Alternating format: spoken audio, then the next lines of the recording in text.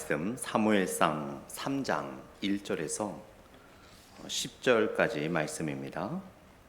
사무엘상 3장 1절에서 오늘 9절까지만 보도록 하겠습니다. 9절까지 보는 게 단락을 나누기가 나을 것 같습니다. 3장 1절에서 9절입니다. 사무엘상 3장 1절에서 9절 말씀, 구약 412페이지입니다. 제가 1절 읽고 여러분들이 2절 읽으시면서 9절까지 같이 교독하도록 하겠습니다. 아이 사무엘이 엘리 앞에서 여호와를 섬길 때에는 여호와의 말씀이 희귀하여 이상이 흔히 보이지 않았더라.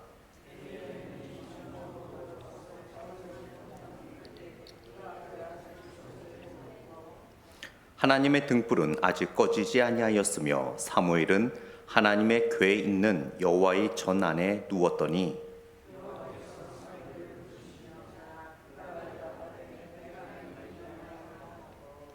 엘리에게로 달려가서 이르되 당신이 나를 부르셨기로 내가 여기 있나이다 하니 그가 이르되 나는 부르지 아니하였으니 다시 누우라 하는지라. 그가 가서 누웠더니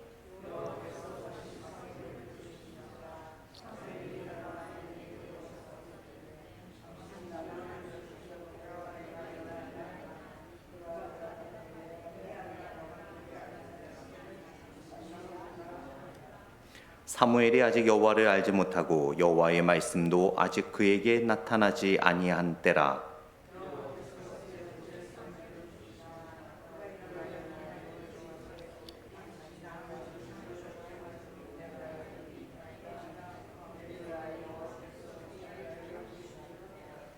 우리 같이 읽습니다. 엘리가 사무엘에게 이르되 가서 누웠다가 그가 너를 부르시거든 내가 말하기를 여호와여 말씀하옵소서 주의 종이 듣겠나이다 하라 하니 이에 사무엘이 가서 자기 처소에 누우니라. 아멘. 잠시 기도하겠습니다.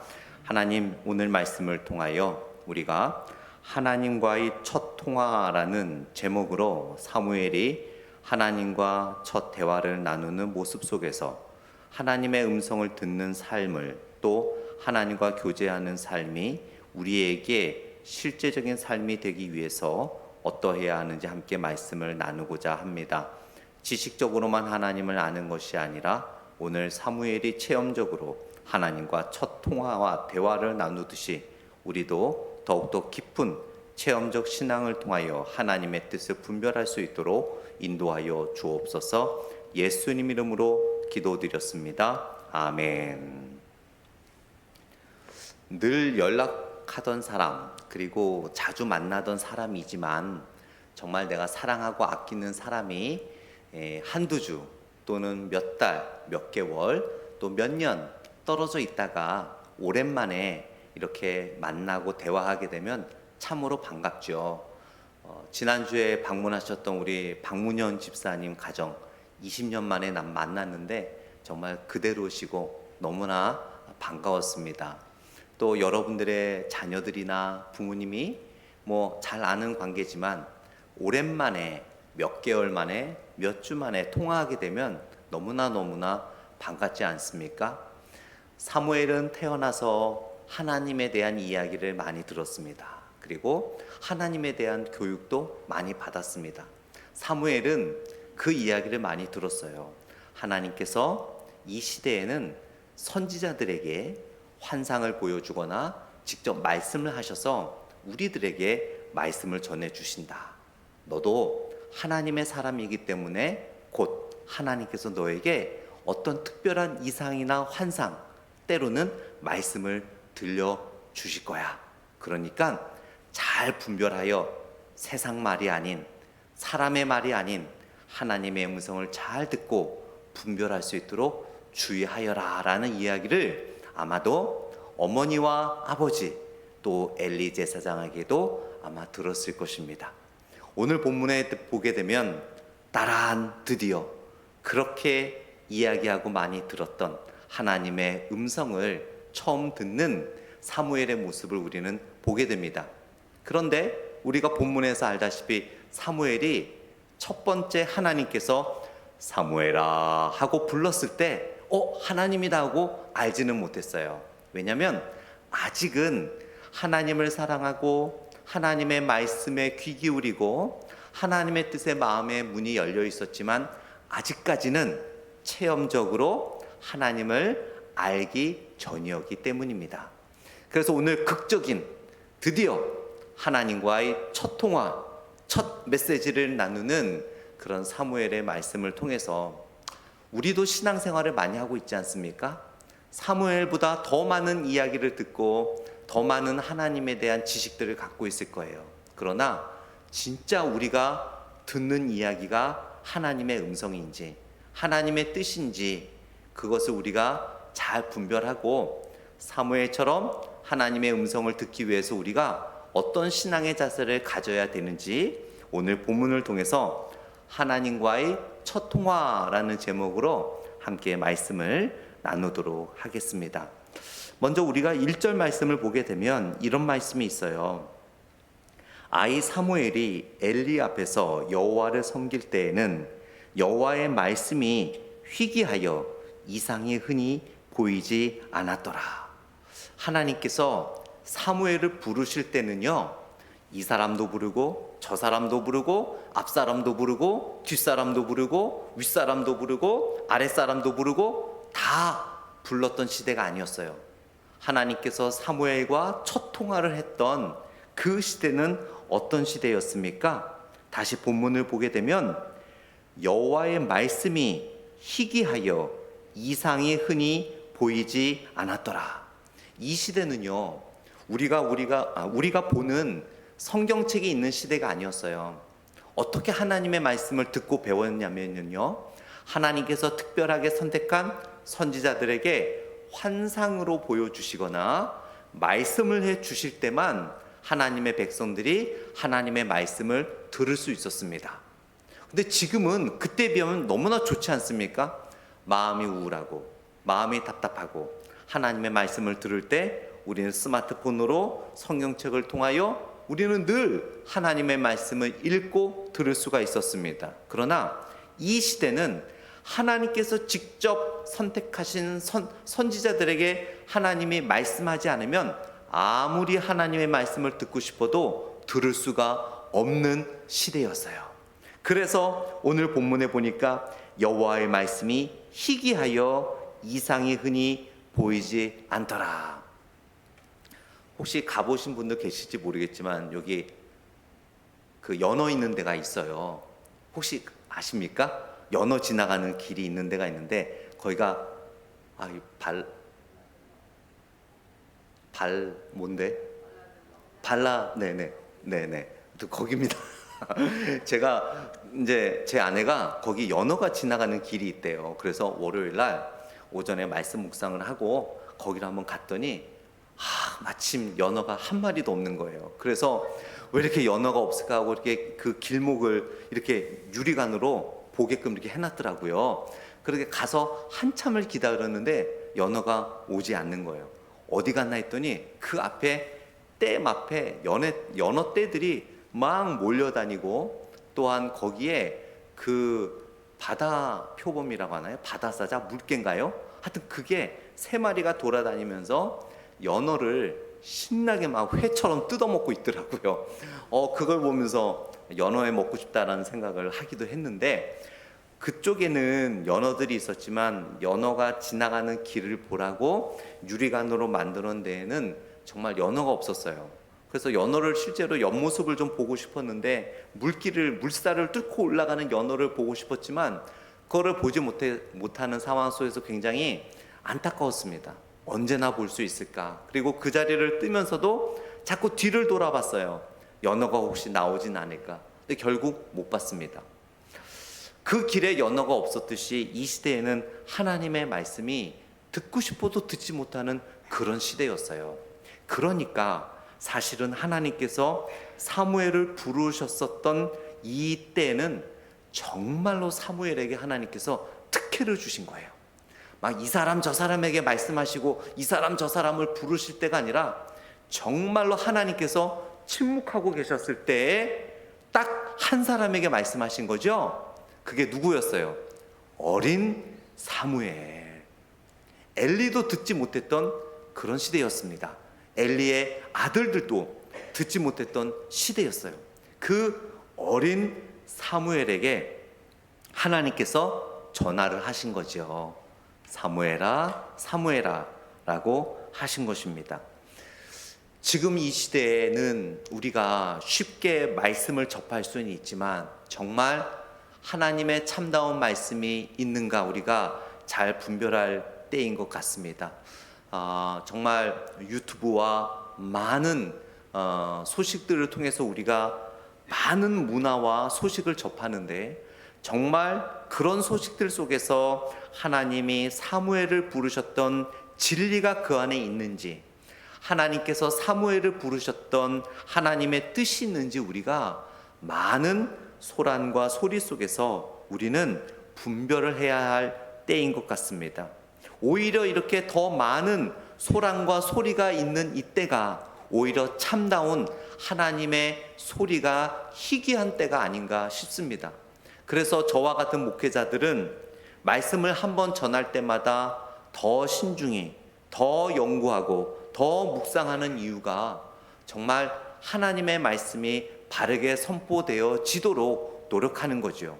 그런데 특별한 것은요, 이렇게 하나님의 말씀이 희귀할 때, 침묵되어질 때 선지자 수가 적었던 게 아닙니다. 제사장 수가 적었던 게 아니에요. 선지자는 더 많았습니다. 제사장들은 더 많았습니다. 그러나 하나님의 참다운 말씀은 선포되지 못했어요. 바로 지금 시대가 그렇지 않은가 싶습니다. 얼마나 저와 같은 목회자들이 많습니까? 얼마나 사역자들이 많습니까? 그러나 진정 하나님의 말씀이 바르게 선포되어지고 있는지, 하나님의 말씀이 바르게 성도들에게 전달되어지고 있는지 정말 우리가 다시 한번 영적인 상태를 주목해야 될 때인 것 같습니다. 그러면서 이렇게 하나님의 말씀이 희귀하고 하나님이 침묵하신 이유가 있었어요. 그것은 바로 제사장들이 하나님 앞에서 범죄하면서도 그들의 죄를 회개하지 않고 개혁을 단행하지 않았다라는 사실입니다. 또한 우상 숭배하고 하나님을 멀리하는 백성들을 영적으로 개혁시키지 않았다는 데 있어서 하나님은 침묵하셨던 것을 보게 됩니다.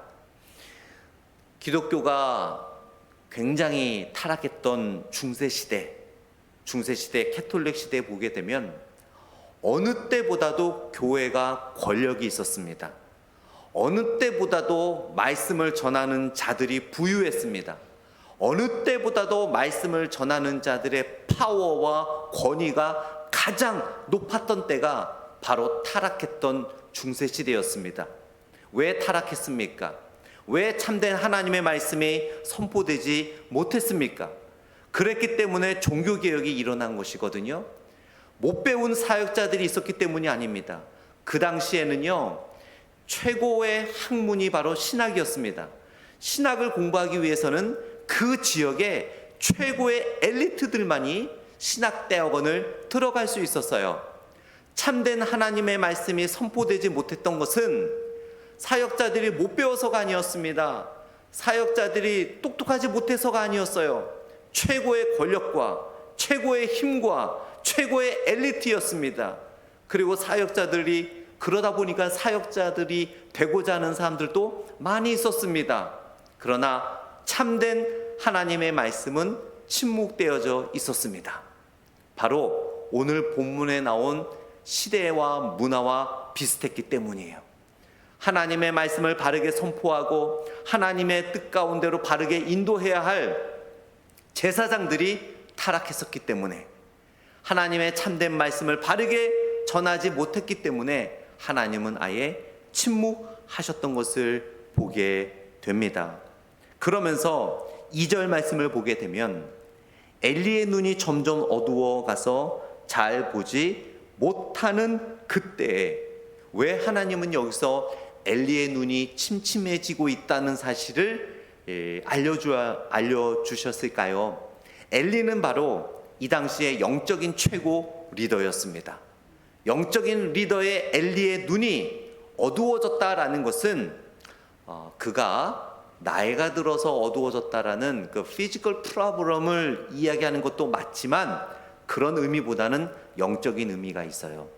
그의 눈이, 영적 리더는 그의 눈이 어두워지고 있다라는 것은 바로 그 당시의 영적인 그 spiritual eyes, spiritual sight, 영적인 시야가 모두 어두워지고 있다라는 그런 의미였습니다.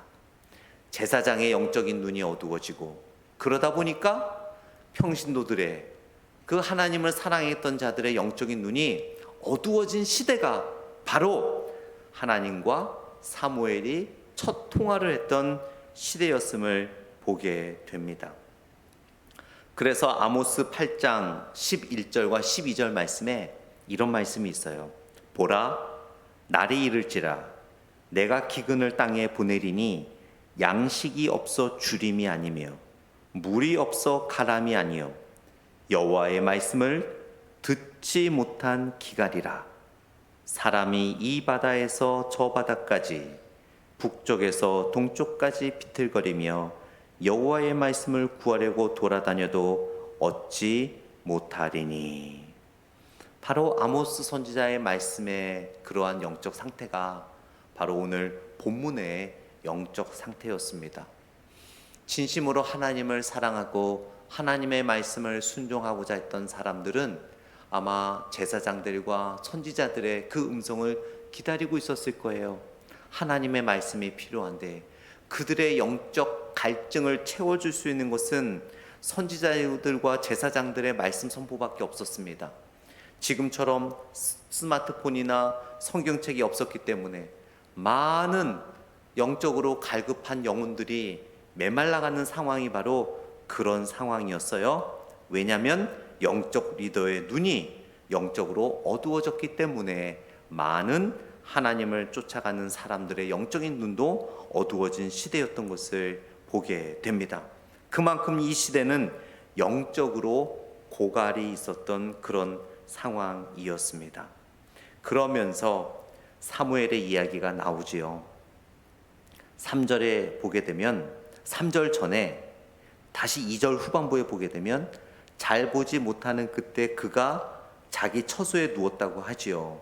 그러나 사무엘은 어디에 있었습니까? 3절 말씀을 보게 되면 하나님의 등불은 아직 꺼지지 아니하였으며 사무엘은 하나님의 궤에 있는 여호와의 전 안에 누웠더니. 참 기가 막힙니다. 이 성경은 엘리의 머무는 곳과 사무엘이 머무는 곳을 참 이렇게 서로 대비하고 있는 것을 보게 되죠.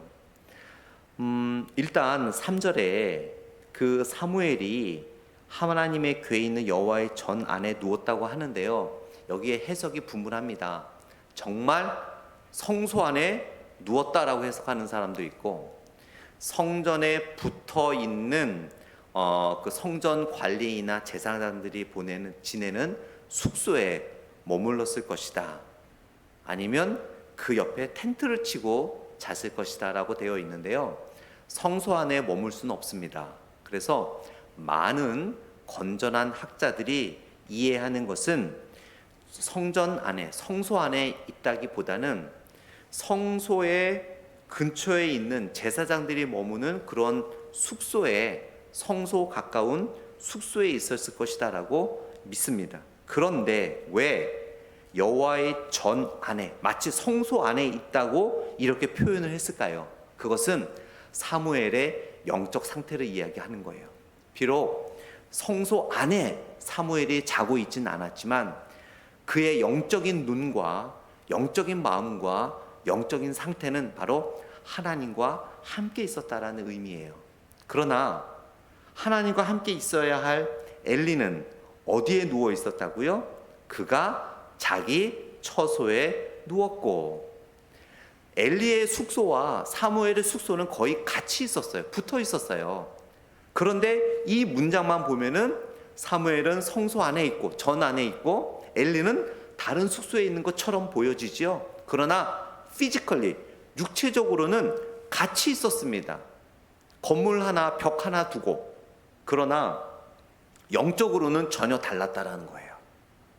엘리는 그저 자기 숙소에 있었던 사람이었고, 사무엘은 영적으로 하나님과 함께 거닐며 함께 누워 있었던 사람이었다라고 표현하고 있습니다.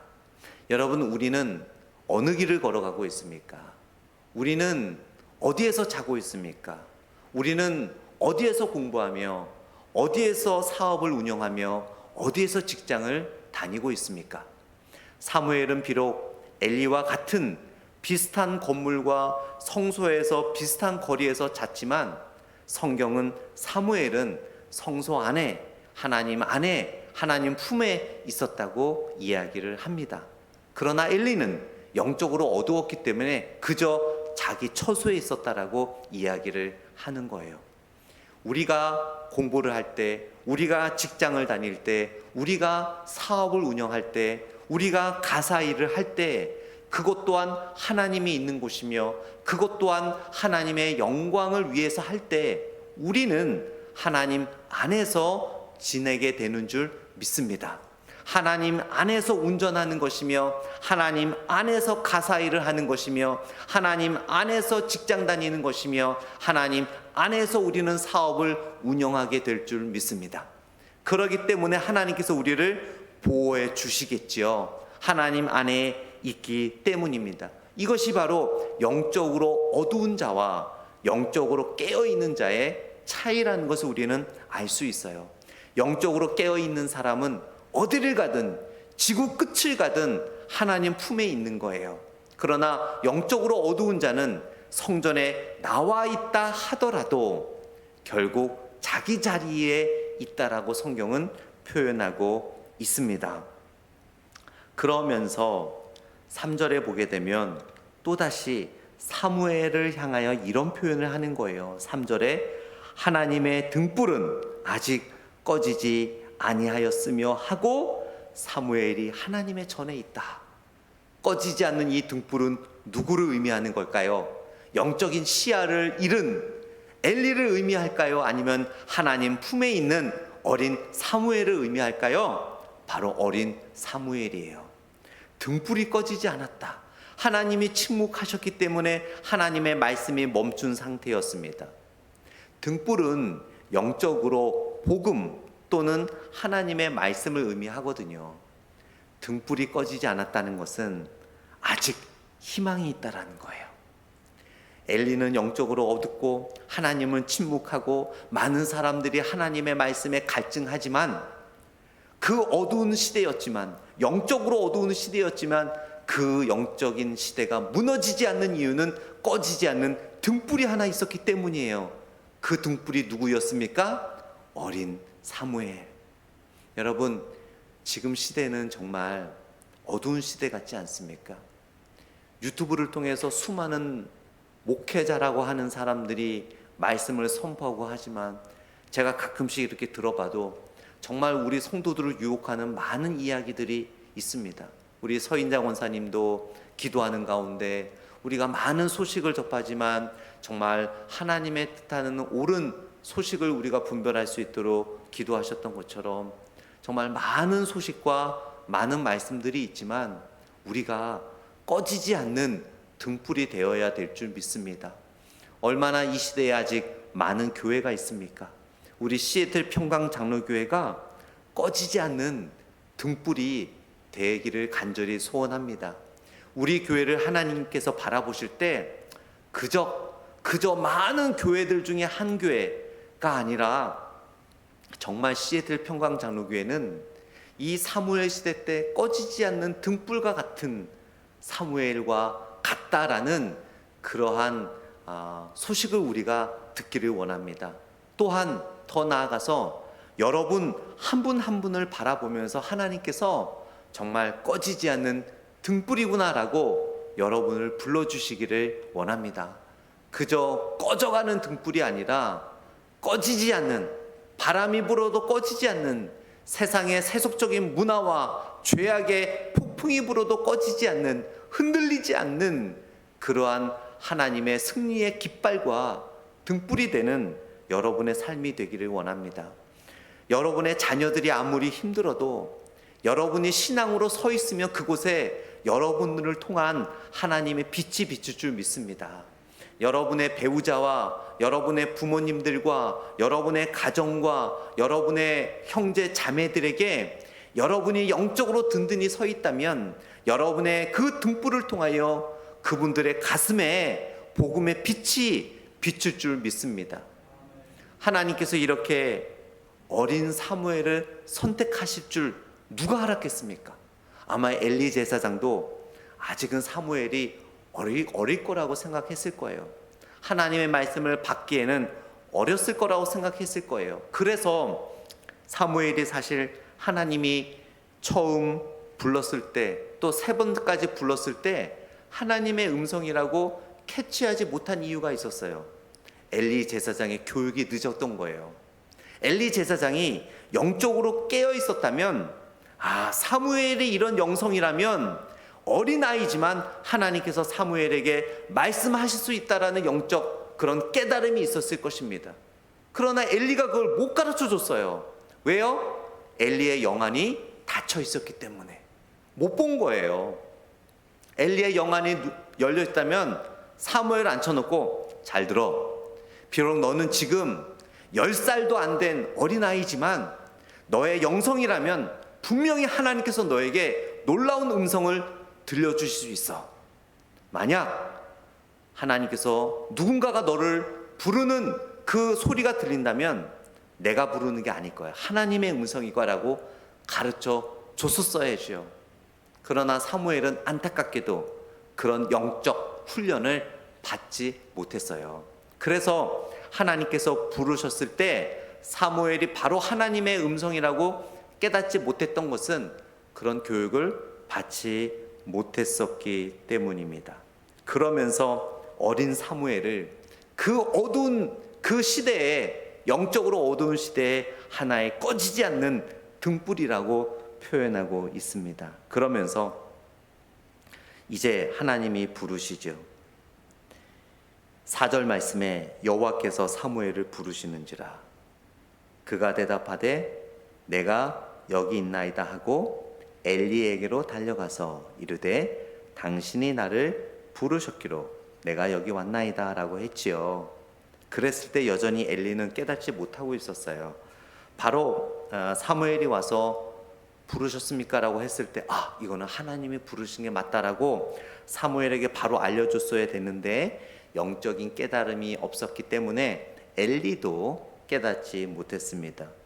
또한 7절에 보게 되니까 사무엘이 아직 여호와를 알지 못하고 여호와의 말씀도 아직 그에게 나타나지 아니한 때라라고 이야기를 하고 있습니다. 그러면서 결국 3번째 불렀을 때 9절 말씀에 엘리가 사무엘에게 이르되 가서 누웠다가 그가 너를 부르시거든 내가 말하기를 여호와여 말씀하옵소서 주의 종이 듣겠나이다 하라 하니 이에 사무엘이 가서 자기 처소에 누우니라. 다음 주에 이어지는 말씀을 통해서 이제 사무엘이 10절 말씀에 이야기를 하겠죠. 제가 여기 있나이다 말씀하옵소서. 하나님과의 첫 통화에서, 사무엘의 하나님과의 첫 통화에서 우리에게 주시는 귀한 진리가 한 가지 있어요. 뭐냐면 바로 체험적 신앙입니다. 사무엘이 아직 하나님을 체험하기 전이었어요. 사무엘은 영적으로 깨어 있었고 또 여러 가지 하나님에 대한 지식은 있었지만 아직 하나님을 1대1로 첫 공식적인 통화를 하지 못한 상태였습니다. 이러한 진리를 통해 하나님께서 우리에게 주시는 귀한 진리가 있는데요, 우리에게도 하나님과의 체험적 신앙이 중요하다는 것을 오늘 본문을 통해 우리들에게 알려주고 있어요.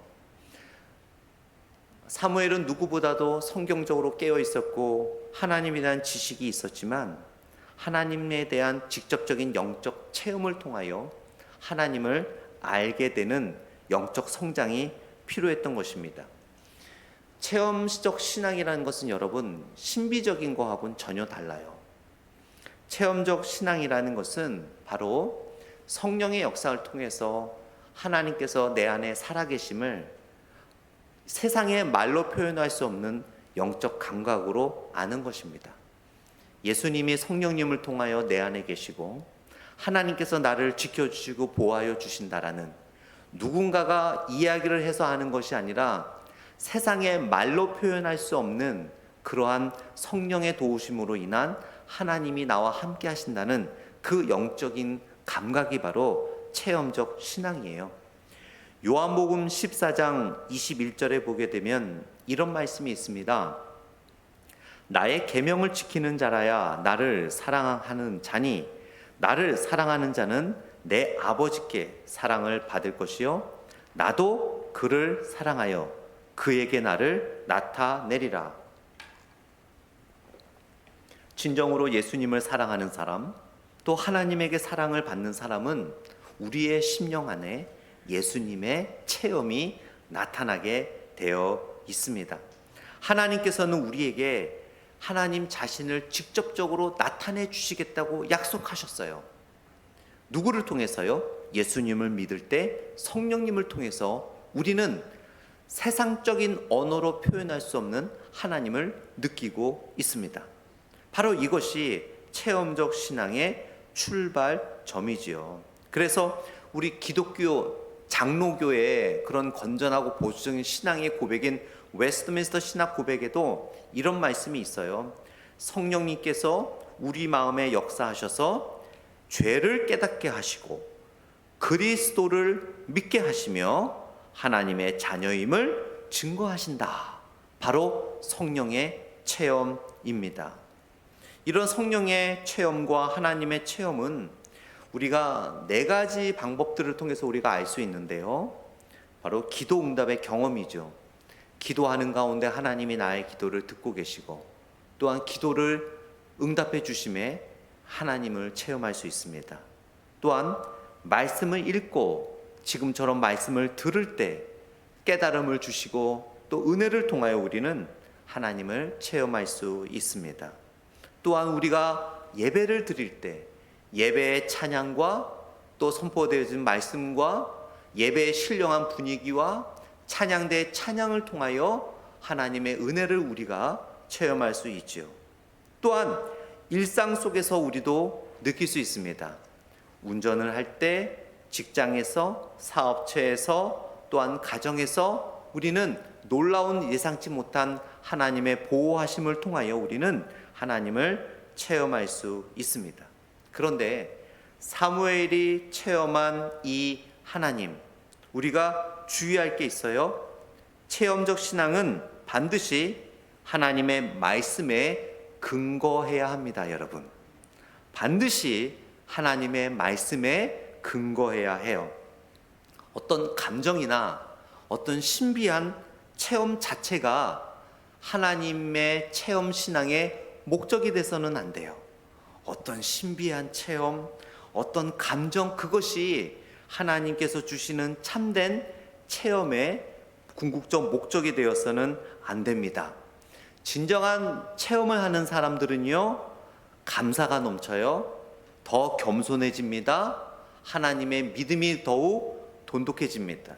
그러나 어떤 감정이나 기복적 체험은 그 감정을 더 나타내려고 하고 어떤 외형적인 것을 나타내려고 하는 오류에 빠질 수가 있어요.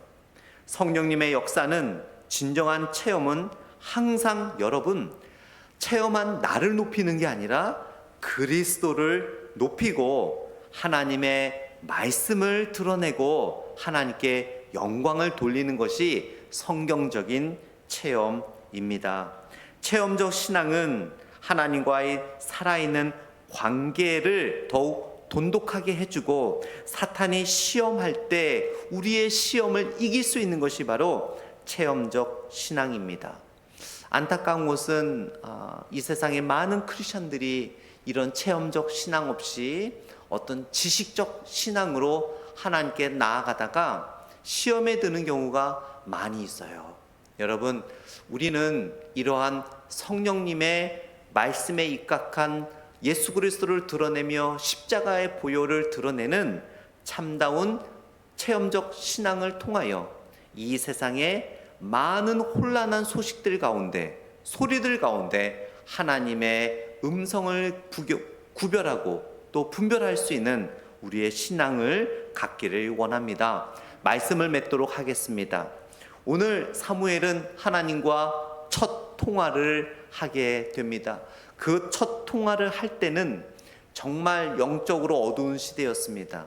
어느 누구에게도 전화가 오지 않는 그런 경우와 같았습니다.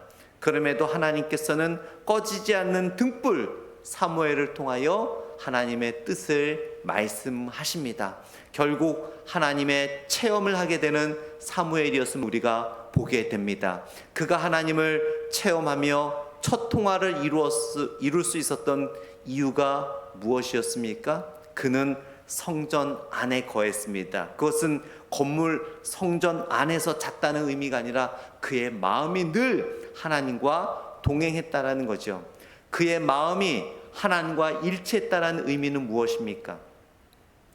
너희가 먹든지 마시든지 무엇을 하든지 하나님의 영광을 위하여 하라라는 그 후에 사도 바울의 말씀이 있었던 것처럼 사무엘의 마음이 늘 하나님의 영광과 하나님의 뜻에 초점을 맞춰져 있었다라는 것이죠. 우리가 항상 하나님의 뜻에 초점을 맞출 때 사무엘처럼 하나님의 음성을 영적으로 깨닫는 우리의 삶이 될 줄 믿습니다. 그러한 삶을 통하여 영적으로 더욱 체험하는 여러분의 신앙이 되기를 간절히 축원드립니다. 기도하겠습니다. 하나님 아버지, 이 세상은 난리와 소문으로 가득 차 있습니다. 하나님의 음성을 듣기가 결코 쉽지 않습니다. 저희도 사무엘처럼 영적으로 깨어 있고 하나님에게 포커스를 맞춤으로 인하여 더욱 돈독한 체험적 신앙을 통하여 우리의 신앙을 지켜갈 수 있도록 인도하여 주옵소서. 예수님 이름으로 기도드렸습니다. 아멘.